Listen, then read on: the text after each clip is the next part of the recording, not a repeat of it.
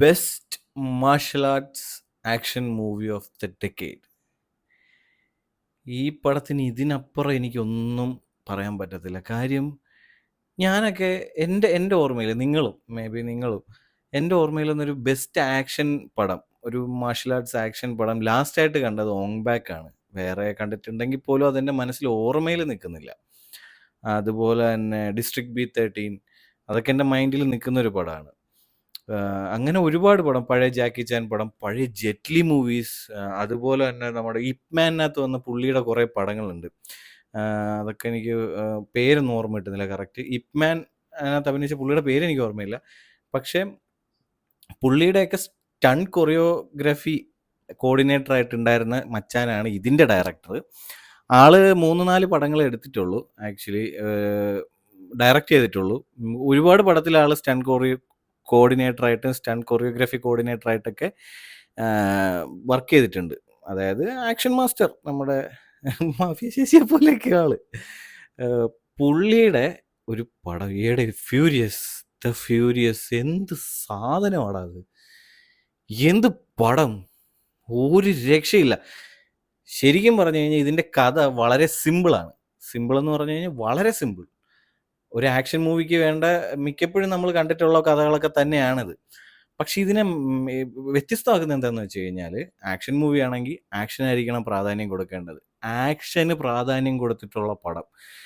ഞാൻ ട്രെയിലർ കണ്ടില്ല, ഇതിൻ്റെ ഒരു റിവ്യൂ കണ്ടില്ല, ഒന്നും കണ്ടില്ല. ജസ്റ്റ് പോയി കണ്ടു. എടാ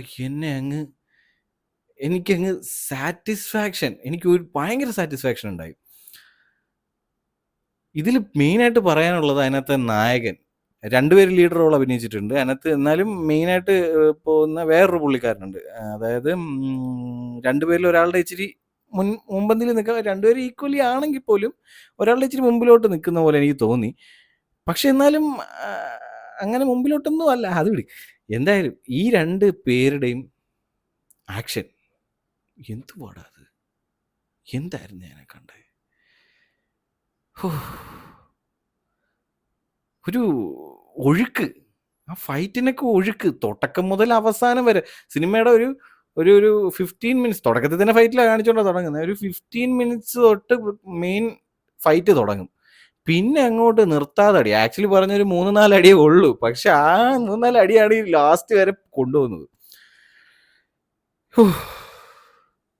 ഒരു ഇത്രയും നാൾ നമ്മൾ ഞാനൊക്കെ വെയിറ്റ് ചെയ്തിരുന്ന ഒരു പക്ക ആക്ഷൻ പാക്ക് ഫൈറ്റ് സിനിമ, ഒരു മാർഷൽ ആർട്ട് ഫൈറ്റ് സിനിമ. ഇതിനകത്തൊരു സീനുണ്ട് കേട്ടോ. അതായത് ഈ പെങ്കൊച്ചിനെ, ഇയാളുടെ നായകന്റെ കൊച്ചിനെ, പ്രൊട്ടാഗണിസ്റ്റിന്റെ കൊച്ചിനെ നമ്മുടെ പഴയ ഒരു യമഹ 2 സ്ട്രോക്ക് യമഹയ്ക്കകത്ത് ബാക്കിൽ പിടിച്ചിരുത്തി ഒരു ഹോൾവേയിലോട്ട്, ഒരു കുറേ പേര് തിങ്ങി നിറഞ്ഞിരിക്കുന്ന ഹോൾവേയിലോട്ട് വണ്ടി ഓടിച്ച് കയറുന്ന ഒരു സീനുണ്ട് മോനെ. ഈയിടെ എന്ത് പാടാ അത് കാണിച്ചു. ആ പെങ്കൊച്ച് കാണിക്കുന്ന ആക്ഷനും അന്യായം, ഒന്നും പറയാനില്ല. സീൻ സാധനം. പിന്നെ ലാസ്റ്റൊക്കെ ആകുമ്പോൾ നമ്മൾ വിചാരിക്കും എവിടെ നിന്നാ ഇവനൊക്കെ ചാടി കയറി വന്നേ. ആ ഒരു ലെവലിലങ്ങായി പോയി. ഒരുത്തം വന്നിട്ട്, അതായത് 2 പേര് അതായത് 2 പേര് അടങ്ങുന്ന 2 ഗ്രൂപ്പ് തമ്മിൽ അങ്ങോട്ടും ഇങ്ങോട്ടും അടിയാ. മൊത്തം 4 പേര്. ഇതിനിടയിൽ ഒരുത്തം വരും, ഇവന്മാരെ എല്ലാത്തിനും അടിക്കണം. ഒരു മാടൻ, അവൻ കയറി വന്ന് എല്ലാത്തിനും അടി. അതായത് എടാ, അത് ചെയ്തു വെച്ചേക്കുന്ന രീതി ഉണ്ടല്ലോ. അതായത് ഒരുത്തന് ഇവന്മാരെ എല്ലാത്തിനും അടിക്കണം, ഈ 2 ഇവൻ നടുക്കുണ്ട്, ഇവന്മാരെല്ലാവരും ഫൈറ്റ് ചെയ്യണം. അത് ചെയ്തു വെച്ചിരിക്കുന്ന രീതി, എൻ്റെ പൊന്നെ. ഒരു ഹ്യൂജ് സ്കെയില് ലൊക്കേഷനൊന്നും അല്ല, ചെറിയൊരു ലൊക്കേഷനാ. ഒരു ചെറിയൊരു ഹോളാ, ഒരു ചെറിയൊരു ഹോള് പോലെ, ഒരു ബാൽക്കണി പോലത്തെ ഒരു സ്ഥലത്ത് നിന്നാ ഈ ഫൈറ്റ് നടക്കുന്നത്. എടാ എന്തുവാടാ അത്, തീരത്തില്ല ഈ സാധനം. നെവർ എൻഡിങ് ഫൈറ്റ് പോലെ ഒരു സാധനം ആ തുടക്കം മുതൽ അവസാനം വരെ പോവാണ്. നിങ്ങൾക്ക് ഈ സിനിമ തിയേറ്ററിൽ പോയി കണ്ടില്ലെങ്കിൽ വളരെ നഷ്ടമായിരിക്കും. ആക്ഷൻ മൂവീസ് ഇഷ്ടപ്പെടുന്ന, നിങ്ങളൊരു ആക്ഷൻ മൂവി അത് ഇഷ്ടപ്പെടുന്ന ആളാണെങ്കിൽ, പണ്ട് എന്നെപ്പോലെയൊക്കെ നമ്മൾ ഈ സ്റ്റാർ മൂവീസിലും പഴയ ടി വിയിലൊക്കെ ഇരുന്ന് ഈ പഴയ ജാക്കി ചാൻ്റെയും ജെറ്റ്ലിയുടെയും അതുപോലെ ബ്രൂസ്ലിയുടെയൊക്കെ പടങ്ങളിരുന്ന് ആക്ഷൻ കണ്ട് രോമാഞ്ചം കൊണ്ട ആൾക്കാരൊക്കെയാണ് ഈ ഡിസ്ട്രിക്ട് B13 അതുപോലുള്ള സിനിമയിലെ ആക്ഷൻസ് ഒക്കെ ഇഷ്ടമുള്ളവരാണെങ്കിൽ മസ്റ്റായിട്ട് കണ്ടിരിക്കുക, മസ്റ്റ് വാച്ച്. കുറേ നാൾക്ക് ശേഷം ഇറങ്ങിയ best movie, best action movie, best martial arts action movie. ഹോ! ആ സ്റ്റണ്ട് കൊറിയോഗ്രാഫി എന്ത് സൂപ്പറായിട്ട് എടുത്ത് വെച്ചിട്ടുണ്ട്. സൂപ്പറായിട്ട്. പോയി കണ്ടോ. അടുത്തുള്ള തിയേറ്ററിൽ എവിടാന്ന് വെച്ചാ പോയി കണ്ടോ. ഈ പടം അധിക നാള് തിയേറ്ററിൽ ഉണ്ടാവൂല. ഇപ്പഴും ഇതിനെപ്പറ്റി അധികം ആരും റിവ്യൂ പറയുന്നത് ഞാൻ കണ്ടില്ല. എല്ലാരും പോയി കാണുക ഈ പടം. തിയേറ്ററിൽ തന്നെ പോയി കാണുക. ആ തിയേറ്ററിൽ അതിൻ്റെ ഒരു പിക്ചർ ക്വാളിറ്റി ഒക്കെ ഉണ്ട്. ആ ഓരോ സീൻ കാണിക്കുമ്പോഴും ആ ഫൈറ്റൊക്കെ കാണിക്കുമ്പോൾ ഈ നൈറ്റ് നടക്കുന്ന ഫൈറ്റ് ആണെങ്കിൽ അല്ലെങ്കിൽ ഡാർക്ക് ഇതിൽ നടക്കുന്ന ഫൈറ്റ് ആണെങ്കിൽ പോലും നമുക്ക് അത് ഭയങ്കരമായിട്ട് എന്താ പറയുക നല്ല രീതിയിൽ അതിൻ്റെ ഒരു സിനിമാറ്റോഗ്രാഫി എടുത്തു വെച്ചിട്ടുണ്ട്. ഓരോ ക്യാമറ ആംഗിളും അന്യായം അന്യായം അന്യായ പടം. പോയി കണ്ടോ. ഒന്നും നോക്കണ്ട. കണ്ണും പൂട്ടി വിശ്വസിച്ച് പോയി കണ്ടോ. റിഗ്രറ്റ് ചെയ്യത്തില്ല. കാര്യം ഇങ്ങനൊരു പടം ഇനി അടുത്തുണ്ടാവുമെന്ന് എനിക്കറിയില്ല.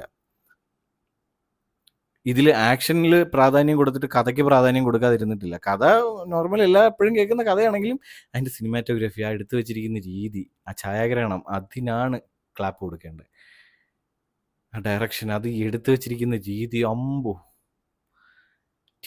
മസ്റ്റ് തിയേറ്റർ വാച്ചാണ്. ഇങ്ങനെയുള്ള പടങ്ങൾ വല്ലപ്പോഴേ വരുള്ളൂ. പോയി കാണുക. ആക്ഷൻ മൂവീസ് ഇഷ്ടപ്പെടുന്നവർ പോയി കാണുക. ആക്ഷൻ മൂവീസ് ഇഷ്ടമല്ലാത്തവർ ഞാൻ റെക്കമെൻഡ് ചെയ്യത്തില്ല. കാര്യം ഇത് അങ്ങനെ ആക്ഷനൊന്നും ഇഷ്ടമല്ല, ഫൈറ്റ് ഇഷ്ടമല്ലാത്ത കുറേ പേരുണ്ട്. എനിക്ക് ഒരുപാട് പേരെ അറിയാം. അങ്ങനെയുള്ളവർക്ക് ഞാൻ ഈ പടം റെക്കമെൻഡ് ചെയ്യത്തില്ല. കാര്യം ഫൈറ്റ് ഇഷ്ടമല്ലാത്തവർക്കൊന്നും ഇഷ്ടപ്പെടാൻ ചാൻസ് ഇല്ല. കാണുക.